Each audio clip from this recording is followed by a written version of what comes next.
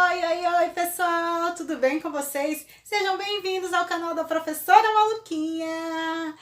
E hoje eu vou contar mais uma história junina da minha playlist junina. Sejam bem-vindos e venham pra cá!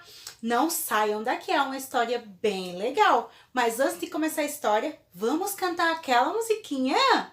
Vamos? 1, 2, 3... Osquindolele, osquindolele, lala, osquindolele, uma história eu vou contar. Osquindolele, osquindolele, lala, osquindolele, uma história eu vou contar.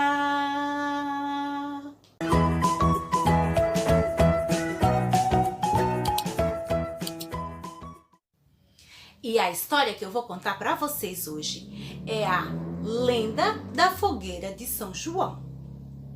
Reza a lenda que Maria e Isabel eram muito amigas. Elas também eram primas.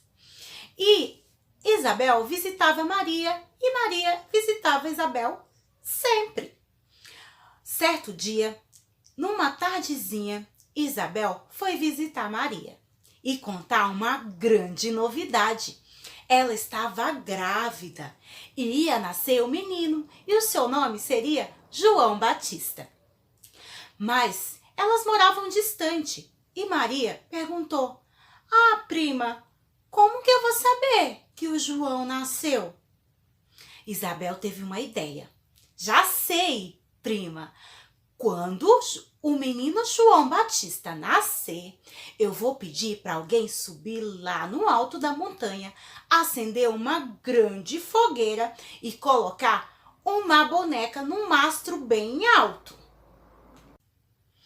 E assim aconteceu. No dia 24 de junho, nasceu João Batista. E a Isabel pediu para alguém subir lá em cima da montanha e fazer o que ela disse. Acendeu uma grande fogueira e colocou uma boneca lá no mastro, no alto assim. E Maria de longe viu aquela fumacinha e aquele fogo bem vermelho e foi correndo visitar a prima para dar as boas novas do nascimento do menino João Batista. E isso é feito desde aquele dia, todo dia 24 de junho, para comemorar o nascimento de João Batista.